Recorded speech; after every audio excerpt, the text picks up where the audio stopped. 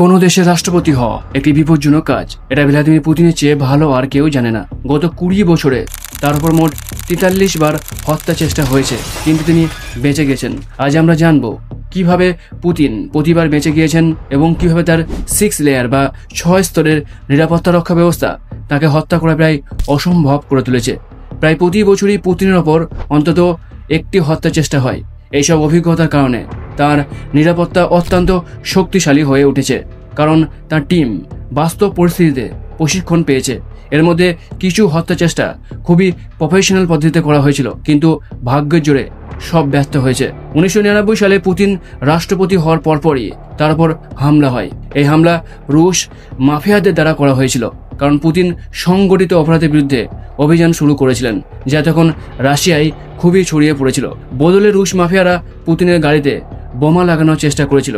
বোমা লাগানো হয়েছিল, কিন্তু পুতিনের নিরাপত্তা টিম সেটি খুঁজে বের করে এই ঘটনায় জড়িত কিছু মাফিয়া সদস্যকে জেলে পাঠানো হয় এবং বাকিদের পরে শেষ করে দেওয়া হয়। সেই বছরই পুতিনের ওপর উজবেকিস্তানে হামলার পরিকল্পনা করা হয়। উজবেকিস্তানের সন্ত্রাসীরা একটি সরকারি সফরের সময় পুতিনকে হত্যার ষড়যন্ত্র করেছিল, কিন্তু এই ষড়যন্ত্র ফাঁস হয়ে যায় এবং সব সন্ত্রাসী গ্রেপ্তার হয়। 1 বছর পর 2000 সালে চেচেন বিচ্ছিন্নতাবাদীরা পুতিনকে হত্যার পরিকল্পনা করে পুতিনের মোটর কেটের কাছে একটি রিমোট কন্ট্রোল বোমা বিস্ফোরণ করা হয়। পুতিনের কয়েকজন দেহরক্ষী আহত হয়েছিলেন, কিন্তু পুতিন নিজে সেখান থেকে বেঁচে যান। এরপর 2002 সালে পুতিনকে বিষ মিশানো জ্যামের বোতল দিয়ে হত্যার চেষ্টা করা হয়, যখন তিনি কিমিয়ায় একটি হোটেলে নাস্তা করতে যাচ্ছিলেন, কিন্তু তার ফুড টেস্টার জ্যামে বিষ খুঁজে পায়, যার ফলে পুতিন আবারও বেঁচে যায়।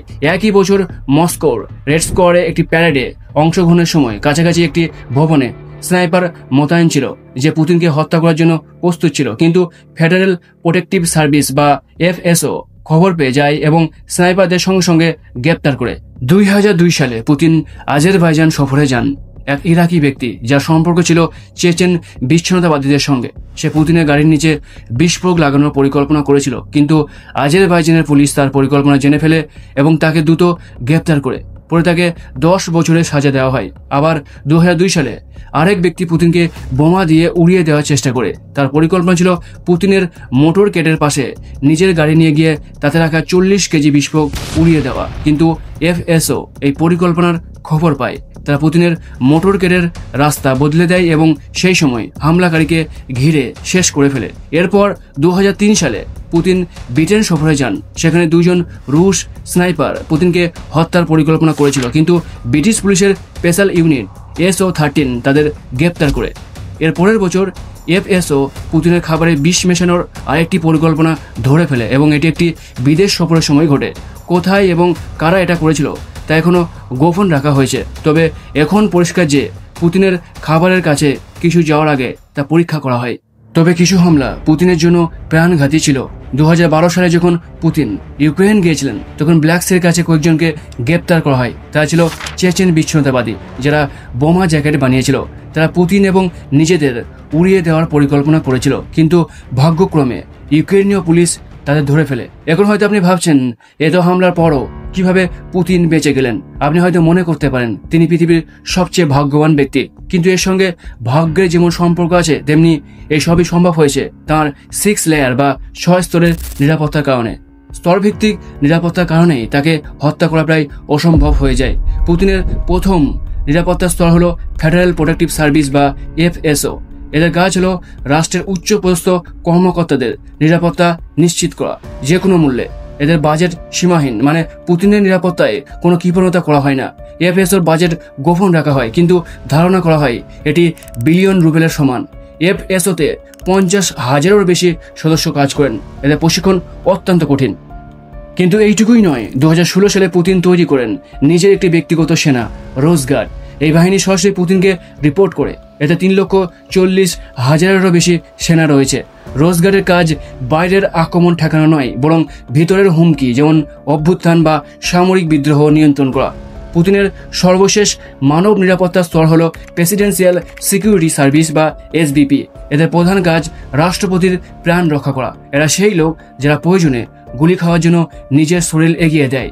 এসবিপি হলো পুতিনের ব্যক্তিগত বডিগার্ড, তবে এর পিছনে রয়েছে বহুস্তরীয় নিরাপত্তা ব্যবস্থা। প্রায় কখনো এদের সক্রিয় হতে হয় না, কারণ এফএসও আর রোজগার্ড এর আগেই সব হুমকি শেষ করে দেয়। পুতিনের বডিগার্ডদের প্রশিক্ষণ ভীষণ কঠিন এবং দায়িত্বও বিশাল। কাউকে ধরা বা আটকানোর পরিবর্তে তাদের কাজ হলো সরাসরি তাকে শেষ করে দেওয়া। তারা যে কাউকে হত্যা করার অধিকার রাখে যাকে তারা হুমকি মনে করে। এদের মধ্যে কোনো প্রাক্তন পুলিশ থাকে না, কারণ পুলিশের প্রশিক্ষণ মারাত্মক বল প্রয়োগ থেকে তাদের বিরত রাখে। বরং পুতিনের বডিগার্ডরা মূলত অপারেশনাল সাইকোলজিস্ট, যারা রাশিয়ার স্পেশাল ফোর্স থেকে আসে। তারা মানুষের মুখের হাবভাব দেখেই হুমকি চিহ্নিত করতে সক্ষম। পুতিন তাদের কোনো দুর্বলতার লক্ষণ দেখাতে দেন না, মানে প্রচণ্ড গরম বা ঠান্ডায় তারা ঘামতে বা কাঁপতে পারবে না। পুতিনের বডিগার্ডরা শারীরিকভাবে খুবই শক্তিশালী এবং টানা বহু কিলোমিটার দৌড়াতে পারে। তাদের বয়স 19 থেকে 35 বছরের মধ্যে, উচ্চতা 5 ফুট 7 ইঞ্চি থেকে 6 ফুট 2 ইঞ্চি পর্যন্ত এবং ওজন 75 থেকে 90 কেজির মধ্যে হয়। তাদের কমপক্ষে 5টি ভাষা জানতেই হবে এবং রাজনৈতিক জ্ঞান থাকা চাই। পুতিনের দেহরক্ষীদের হাতে যে ব্রিফকেস থাকে, আসলে সেগুলো বুলেট প্রুফ সিল। তাদের কাছে 9 মিমি গজা পিস্তল থাকে, যা আর্মার স্পেয়ারসিং গুলি দিয়ে ভর্তি। তাদের ছাতাগুলো সাধারণ ছাতা নয়, বরং কেবলার দিয়ে তৈরি, যা বুলেট প্রুফ শিল্ড হিসেবে ব্যবহার করা যায়। কিছু বডিগার্ড সাধারণ মানুষের মতো পোশাক পরে ভিড়ে মিশে যায়, যাতে সম্ভাব্য হুমকির ব্যাপারে ভালো খবর নিতে পারে। কিছু দেহরক্ষী দূরের ভুবনে লুকিয়ে স্নাইপার হয়ে রেডি থাকে। আবার অনেক স্নাইপার খোলামেলাভাবে থাকে, যাতে আক্রমণকারীরা ভয় পায়। কেউ আবার সম্পূর্ণভাবে অদৃশ্য থেকে পুতিনের রক্ষণাবেক্ষণের দায়িত্বে থাকে। পুতিন যে ঘরে প্রবেশ করেন সেটি আগে ভালোভাবে পরীক্ষা করা হয়। সেখানে কোনো বিস্ফোরক, ক্যামেরা বা রেকর্ডিং ডিভাইস নেই তা নিশ্চিত করা হয়। তিনি যে খাবার খান তা পরীক্ষা ও স্বাদ গ্রহণ করা হয়, যাতে বিষ মেশানোর কোনো সুযোগ না থাকে। কিন্তু পুতিনের নিরাপত্তা শুধু মানুষের সীমাবদ্ধ নয়। তার লিমোজিন একটি রাশিয়ান ব্র্যান্ড গাড়ি, ওরাস সিনেটের। এটি চারদিক থেকে বোমা ও গুলি প্রতিরোধ করতে সক্ষম। এটি রাসায়নিক গ্যাস আক্রমণ থেকেও সুরক্ষিত। গাড়ির চারপাশে ক্যামেরা লাগানো থাকে, যাতে তার সঙ্গে থাকা নিরাপত্তা দল সব দিক থেকে পর্যবেক্ষণ করতে পারে। এতে রয়েছে ছাদ ও পিছন দিক দিয়ে বেরোনোর গোপন একাধিক পথ। এমনকি AK-47 মতো অস্ত্র রাখার জন্য লুকানো কম্পার্টমেন্টও আছে। কিন্তু পুতিন বেশিরভাগ সফর করেন ট্রেনে। তিনি একে বলেন ঘোষ ট্রেন। বাইরে থেকে এটি একেবারে সাধারণ রুশ ট্রেনের মতো দেখায়। একমাত্র পার্থক্য হলো এর উপরে সিগন্যাল ব্লকার বসানো থাকে, কিন্তু ভিতরে এটি সম্পূর্ণ ভিন্ন। এতে রয়েছে health and fitness centre, office, entertainment room এবং একটি মেডিকেল স্টোর। পুরো ট্রেনটি বুলেট প্রুফ এবং বোমা প্রতিরোধক। এটি কেবল রাশিয়ার একটি গোপন ঘাঁটিতে থামে। এরপর আকাশপথে ভ্রমণের জন্য পুতিন মূলত একটি Mi-8 হেলিকপ্টার ব্যবহার করেন, যা রুশ সেনাবাহিনীতেও ব্যবহৃত হয়।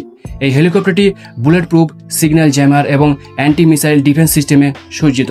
এর সঙ্গে সবসময় রাশিয়ান ফাইটার জেট থাকে। এতে এমন একটি যোগাযোগ ব্যবস্থা রয়েছে যার মাধ্যমে তিনি আকাশে থাকাকালীনও পারমাণবিক হামলার নির্দেশ দিতে পারেন। আর যখন পুতিনকে দেশের বাইরে দীর্ঘ দূরত্বে ভ্রমণ করতে হয়, তখন তিনি IL-96-300PU নামের বিশেষ বিমান ব্যবহার করেন। এই বিমানটি সিগন্যাল জ্যামার এবং অ্যান্টি মিসাইল ডিফেন্স সিস্টেমে সজ্জিত এবং সম্পূর্ণভাবে একটি মোবাইল কমান্ড সেন্টারের মতো কাজ করে। এর ভিতরে বড় অফিস রয়েছে, যেখান থেকে পুতিন সেনাদের ও সামরিক কর্মকর্তাদের নির্দেশ দিতে পারেন। তিনি বিমানের ভিতর থেকেই পারমাণবিক হামলার নির্দেশও দিতে সক্ষম। বিমানটিতে একটি গোপন জরুরি এক্সিটও রয়েছে, যাতে কোনো বিপদের সময় পালানো যায়। এর ভিতরে পুরো ইন্টেরিয়র সোনায় সাজানো। এর মধ্যে জিম, শোবার ঘর, শাওয়ার এবং আরও অনেক কিছু রয়েছে। আশ্চর্যের কিছু নেই যে এই বিমানটির দাম $50 মিলিয়ন বেশি।